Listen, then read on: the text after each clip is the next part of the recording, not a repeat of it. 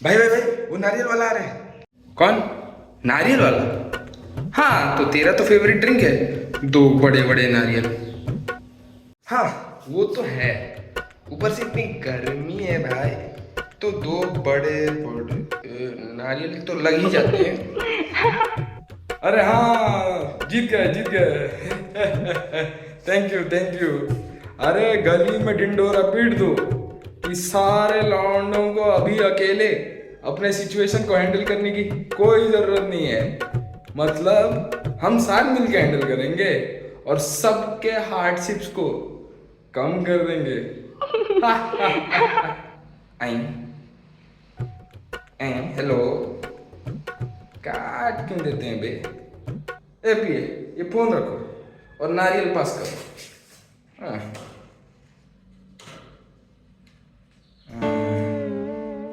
चलो, ये मिलने के बाद जान में थोड़ी जान है। हैं? अब ये कहाँ से टपक पड़ा? ओ, तो तू इस नारियल वाले की बात कर रहा था? ओ, एक बात बताइए, आपके नारियल पहले से थोड़े छोटे नहीं हो गए? हाँ, ये थोड़ा ऑफ सीजन वाला नारियल है, इसलिए थोड़ा छोटा है, बट ऑन सीजन में कुछ ज्यादा ही बड़ा हो जाता है। क्या? नारियल और क्या होगा बे? तुम्हारी गंदी सोच भाई। तो बताइए, कैसे पधारे आप? अरे क्या कहूँ बेटा, इस बार आज के मीटिंग में हमारी पार्टी शिवम ने तो तहलका ही मचा दिया। क्या क्या क्या क्या क्या? क्या बोले तो बोले क्या। आज की मीटिंग में तहलका?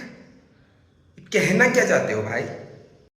अबे, अविवाहित और अनैच्छिक ब्रह्मचार्य समारोह AAS, इसमें वैसे होता क्या है? कुछ नहीं बेटा, इस समारोह में बहुत सारे लोग आते हैं अपने आस के साथ और जाते हैं निराश के साथ। ये आस वर्ड मेरे लाइफ में कुछ ज़्यादा ही रिपीट नहीं हो रहा है। और तो और हमने आस के चेयरमैन मिस्टर अभिषेक शेखर के अगेंस्ट चुनाव कर लिया। कौन बनेगा इन सॉरी रनअवे फ्रॉम मैरिज लोगों का रखवाला? तो एक ही नाम सामने आया, अरविंद नायर वाला। तालियां तालियां तालियां। फिर क्या हुआ? फिर क्या, चुनाव जीत गया। It was an easy task. देखो बेटा, हमने अपने गुरु सर डोनाल्ड ट्रंप से सीखा है कि अगर इलेक्शन जीतने हैं तो चलेगा सिर्फ मागा या फिर माला। मागा का तो पता है, पर ये फूल माले से कैसे जीत गया? देखो, फूल तो तुम पहले से ही थे, बस माला डालने की जरूरत थी। माला stands for made up a lie again. ओह, तो फिर झूठ बोल के जीते हैं आप। देखो, तुम उसे झूठ बोलते हो, मैं उसे प्लॉजिबल डिनाइबिलिटी बोलता हूँ।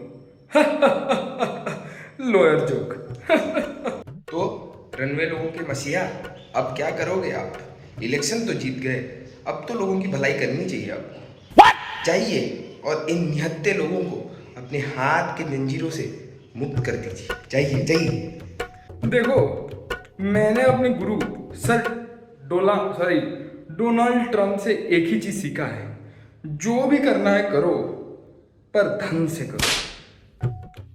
अरे वो ढंग होता है, धन नहीं। कहाँ कहाँ से आ जाते हैं। तो फिर मैंने कब कहा ढंग से करूंगा? अरे धन मतलब धन होता सभी के पास, सब छुपा के रखते, देता कोई नहीं, वो वाला धन। पैसे को टॉप प्रायोरिटी दूंगा, कहने का मतलब ये था। क्योंकि देखो बेटा, राइट हो या लेफ्ट, डेमोक्रेट हो या रिपब्लिक, RCB हो या CSK, सब इसी के सामने झुकते हैं। कौन? मुकेश अंबानी? सही है, पर मैं पैसों के सामने झुकने की बात कर रहा था। तू किसकी बात कर रहा था? ओह, तो फिर बताइए कैसे करेंगे धन का कारोबार आप? अरे सिंपल है। मैंने अपने गुरु सर डोनाल्ड ट्रंप से रिसेंटली कुछ सीखा है, रेसिप्रोकल टैरिफ। उन्होंने जैसे अपने सारे ट्रेडिंग पार्टनर्स के साथ रेसिप्रोकल टैरिफ लगा दिया, वैसा ही मैं कुछ सोच रहा हूँ। क्यों ना अपने सारे पार्टी मेंबर्स के ऊपर मैं भी कुछ टैरिफ लगाऊं और पैसा ऐंठूं। देखो सिंपल है, जो अपनी प्रॉब्लम लेके आएगा अभी उस पे एक 10% का बेस टैरिफ, और जितना बड़ा प्रॉब्लम उतना बड़ा टैरिफ, ऊपर से जीएसटी भी लगेगा। क्योंकि फुल लीगल रखूंगा, गवर्नमेंट को टैक्स भी देना है और चीज़ें लीगली रहनी चाहिए। क्योंकि इस माहौल में पता नहीं कब ईडी की रेट गिर जाए। तो फिर ट्रम्प टैरिफ के सपोर्टर हैं आप? पर ऐसा क्यों? आपको पता है आपके पार्टी में वही लोग ज्वाइन करते हैं जो अपनी निजी जीवन में चीज ही नहीं हो पा रहे हैं, और ऊपर से इस पार्टी का मेंबरशिप भी सबसे सस्ता है। देख लीजिए मेरा भी मेंबरशिप है। और अगर आप ऐसे ही अचानक पैसे मांगना शुरू कर दोगे तो मैं और मेरे रनवे लोगों के झुंड आपके पार्टी से निकल जाएंगे और आपके पड़ोसी जो हैं ही बीबीसी वहां जाके ज्वाइन कर लेंगे। हैं? तुझे कैसे पता? तूने देखा है? अरे बीबीसी का मतलब ब्रिंग बैचलर्स चेंज। चेंज आए या ना आए, बट उस पार्टी का मेंबरशिप अपने चेंज पैसों में जाके कर सकता हूँ। बताओ अब क्या करूँ? देखो बेटा, यही तो दुविधा है कि एक पार्टी को चलाने के लिए उसके घर का किराया, इलेक्ट्रिसिटी बिल, वाटर बिल, ऊपर से इन रनवे फ्रॉम मैरिज लोगों का चाय पानी, ऊपर से चाय कम सोडा और पानी ज़्यादा, करते करते मेरे बैंक अकाउंट की बैलेंस अमेरिकन फेडरल रिजर्व की तरह डेफिसिट पे चली गई है। और ये डेफिसिट कमाते कमाते पता नहीं मुझे क्यों लग रहा है मेरी ही ना एग्जिट हो जाए इस पार्टी से। आपको पता भी है आप क्या कर रहे हो? अगर आप ये अपने पार्टी में स्टार्ट करते हो ना तो धीरे धीरे सारे पार्टी यही पैंतरे आजमाने शुरू कर देंगे, और धीरे धीरे धीरे धीरे हर पार्टी का मेंबरशिप का रेट बढ़ता ही चला जाएगा, और हम जैसे निहत्ते लोग अपने हाथ पे हाथ धरे बैठ जाएंगे। अगर हम करें तो करें क्या, बोले तो बोले क्या। देखो बेटा, अगर मैं इस डेफिसिट को कर्व ना करूं जैसे ट्रम्प सर की कोशिश है अमेरिका का डेफिसिट को घटाने में, तो फिर वो दिन दूर नहीं है जब मेरे ही पार्टी के मेंबर मुझे बोलने लगेंगे कि I am sitting on a dead bomb. फिर कोई साला यूट्यूब वीडियो बना लेगा, बोलेगा देखो कैसे खत्म होने वाली है इन रनवे लोगों की पार्टी। फिर कोई नया आके बोलेगा कि ये देखो ये है नए रनवे लोगों का गुरु। तो फिर क्या करूं, मुंह में ले लूं? बता बेटा, फ्रस्ट्रेशन तो है।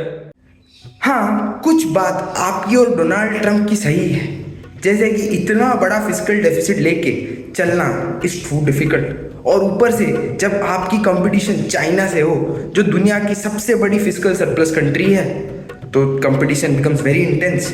बट ये बात भी नहीं भूलनी चाहिए कि लास्ट 50-60 साल में अमेरिका का जो जीडीपी ग्रोथ है वो मैन्युफैक्चरिंग आउटसोर्स करके हुआ है, चीप मैन्युफैक्चरिंग के कारण हुआ है, और अभी वही रिकार्डो की कंपैरेटिव एडवांटेज बन चुकी है इस कंट्री की डिसएडवांटेज। तो फिर तू क्या बोलना चाहता है, ट्रम्प टैरिफ सही नहीं है साले कॉन्ट्रेरियन? देखिए, इकोनॉमिक्स में सही और गलत कुछ नहीं होता, सब एक मनगढ़ंत कहानी है।